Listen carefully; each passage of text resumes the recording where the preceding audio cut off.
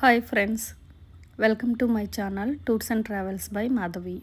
ఈరోజు మనము తెలంగాణలోని భువనగిరి పరిధిలో ఉన్నటువంటి మనేపల్లి గిరిపై ఉన్న స్వర్ణగిరి ఆలయాన్ని దర్శించుకుందాము. ఈ స్వర్ణగిరి ఆలయం హైదరాబాద్ నుంచి సుమారు 47 నుంచి 50 కిలోమీటర్ల దూరంలో ఉంది. అలాగే యాదాద్రి లక్ష్మీ నరసింహస్వామి ఆలయం నుండి అయితే 19.7 కిలోమీటర్ల దూరంలో ఉంది. స్వర్ణగిరిలో మనకు మొదటగా కనిపించేది శ్రీవారి పాదాలు. తిరుమలలోని అలిపిరి వద్ద శ్రీవారి పాదాలను మొదటగా మనము చూస్తాము. అదేవిధంగా ఇక్కడ స్వర్ణగిరిలో కూడా శిలారూపంలో శ్రీవారి పాదాలను ఏర్పాటు చేశారు. శ్రీవారి పాదాలను దర్శించుకున్న తరువాత ఈ మెట్ల ద్వారా మనము గుడి లోపలికి వెళ్ళవలసి ఉంటుంది. ముందుగా గుడి లోపలికి వెళ్ళే ముందు బయట నుంచి ఈ గుడి ఏ విధంగా కనపడుతుందో ఒక్కసారి చూసి ఆ తరువాత గుడిలోకి వెళ్దాము. ఎందుకు అంటే మళ్ళీ తిరిగి వచ్చే లోపలగా అప్పుడు ఏ విధంగా ఉంటుందో మీకు ఒకసారి చూపిస్తాను. మొదటగా శ్రీవారి పాదాలను దర్శించుకొని ఈ మెట్ల మార్గము ద్వారా స్వర్ణగిరి శ్రీ వెంకటేశ్వర స్వామిని దర్శించుకుందాము. మెట్ల మార్గంలో శ్రీవారి యొక్క దశావతారాలను నిర్మించారు.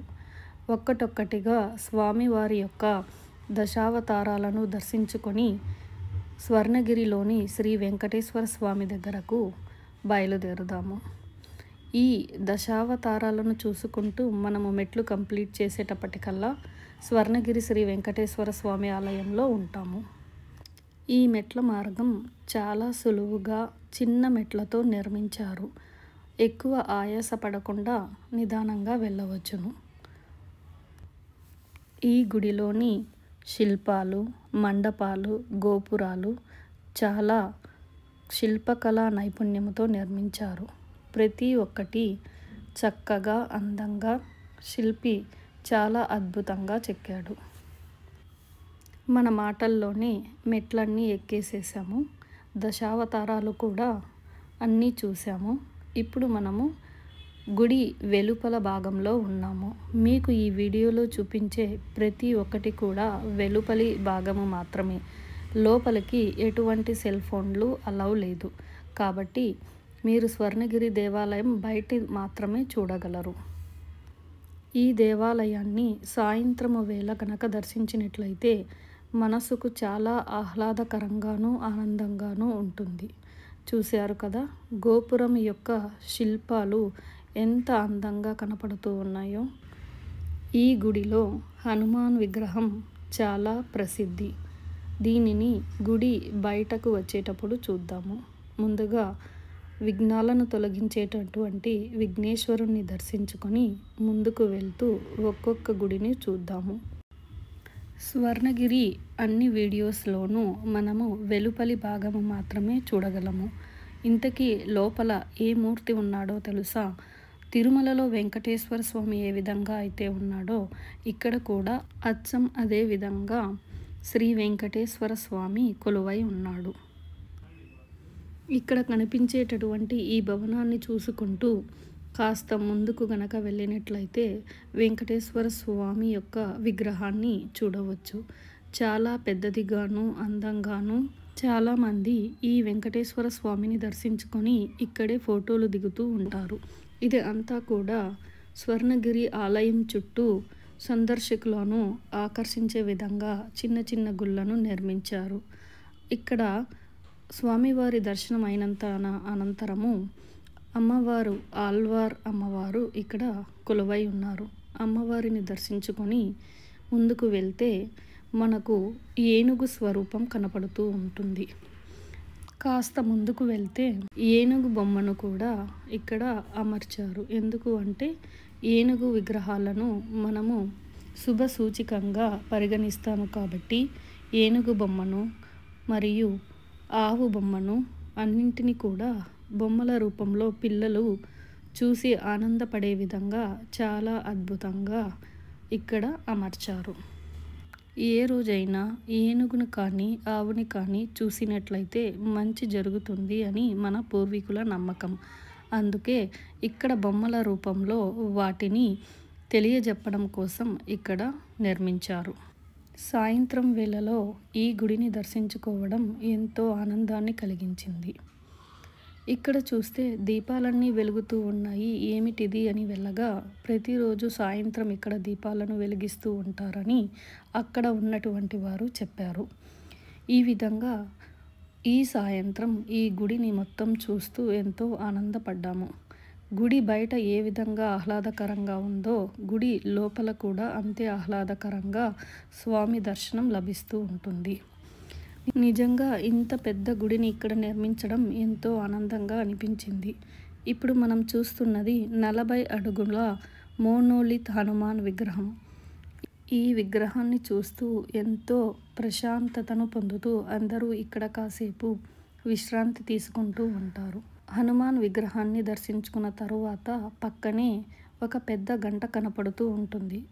ఇది భారతదేశంలో 2వ అతిపెద్ద గంటగా ప్రసిద్ధి చెందింది. దీని బరువు 1.5 టన్నులు. హనుమంతుని దర్శనం లభించింది. గుడి మొత్తాన్ని చూసాము. కానీ మనకు యూట్యూబ్లో చూపించిన విధంగా జలనారాయణుడు కనిపించలేదే అనుకుంటూ కాస్త ముందుకు వెళ్ళాము. అక్కడ 120 అడుగుల మండపం ఒకటి ఉంది. ఏమిటబ్బా ఇది అని చూడగా ఈ మండపానికి ఎదురుగానే జలనారాయణుని గుడి కూడా ఉన్నది. ఇప్పుడు మనము జలనారాయణుని దర్శించుకోనికి ఈ మెట్ల ద్వారా వెళ్దాము. గుడి మొత్తం ఎంత అద్భుతంగా ఉందో ఈ జలనారాయణుని చూసిన తరువాత మనసు ప్రశాంతంగా ఉంది. ఈ జలనారాయణుడిని మనము కింద మొదటి ఫ్లోర్లోనూ చూడవచ్చును, 2వ ఫ్లోర్లోనూ చూడవచ్చును. మొదటగా స్వామిని కింద నుంచి ఒకసారి కంప్లీట్గా చుట్టూ తిరిగి చూస్తూ స్వామిని దర్శించుకున్నాము. ఎంతసేపు అయినా కానీ మీరు మెట్ల చుట్టూ చూస్తూ స్వామిని దర్శించుకోవాలి తప్ప నీటిలోకి దిగకూడదు. కింది నుంచి స్వామి సరిగా కనపడటం లేదు అనేసి కాస్త మొదటి ఫ్లోర్లోకి వెళ్ళి మళ్ళీ ఒకసారి చూద్దాము అని మెట్ల మార్గం గుండా వెళ్ళి స్వామిని మొదటి అంతస్తు నుంచి చూసాము. ఇక్కడ మీరు చూస్తున్నది 120 అడుగుల మండపం. తరువాత ఉన్నది ఫౌంటైన్. దీని పక్క నుండి వెళ్తే మొదటి అంతస్తు నుండి స్వామిని మళ్ళీ దర్శించుకోవచ్చు. నిజంగా ఇది చాలా అద్భుతంగా నిర్మించారు. ఈ స్వామిని దర్శించుకున్న తరువాత చాలా ప్రశాంతంగా అనిపించింది. తిరుపతి వెంకటేశ్వర స్వామిని, పద్మనాభ స్వామిని, కేరళలో ఉన్నటువంటి పద్మనాభ స్వామిని మనం దర్శించుకోలేకపోతే కనీసం ఈ స్వర్ణగిరిలో ఇద్దరిని ఒకేసారి దర్శించుకున్నంతటువంటి భాగ్యాన్ని పొందగలుగుతాము అన్నటువంటి ఆనందాన్ని ఈ గుడి మనకు ఇస్తుంది. ఖచ్చితంగా అందరూ ఈ గుడిని దర్శించుకుంటారని అనుకుంటున్నాను. ఎక్కడో దూరంలో ఉన్నటువంటి గుళ్ళను దర్శించే ముందుగా మనకు దగ్గరలో ఉన్నటువంటి మన హైదరాబాద్లో ఉన్నటువంటి ఈ స్వర్ణగిరిని దర్శించమని చెబుతున్నాను.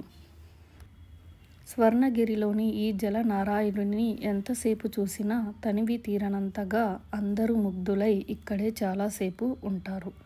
ఎంతసేపు ఇక్కడే కూర్చొని ఈ జలనారాయణుని దర్శించుకుంటూ ఉంటారు.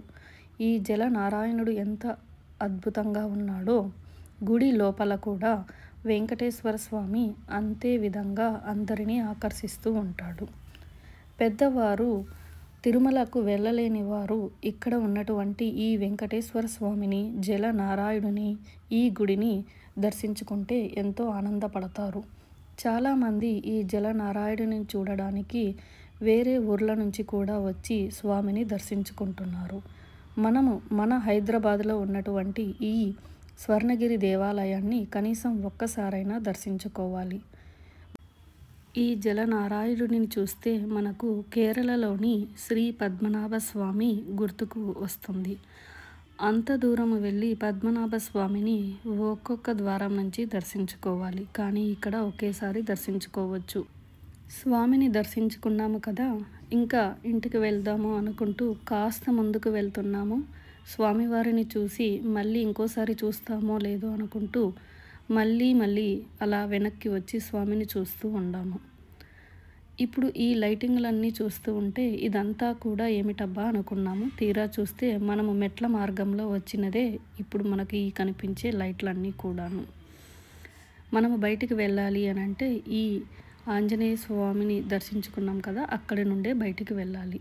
ఇదండి మొత్తం స్వర్ణగిరి వెంకటేశ్వర స్వామి గుడి యొక్క విశేషాలన్నీ కూడా ఇక్కడ కవర్ చేశాను. చూశారు కదా ఎంత సమయం పట్టిందో. గుడి లోపలికి వెళ్ళే ముందుగా తీసినటువంటి వీడియో ఇది. ఈ సమయంలో గుడి లోపలికి వెళ్తే మనము బయటికి తిరిగి వచ్చేటప్పటికి ఫుల్ లైటింగ్తో బయటకు వచ్చాము. ఈ మొత్తానికి స్వర్ణగిరి గుడి మొత్తం కవర్ చేసాము. Thanks for watching my video. Thank you.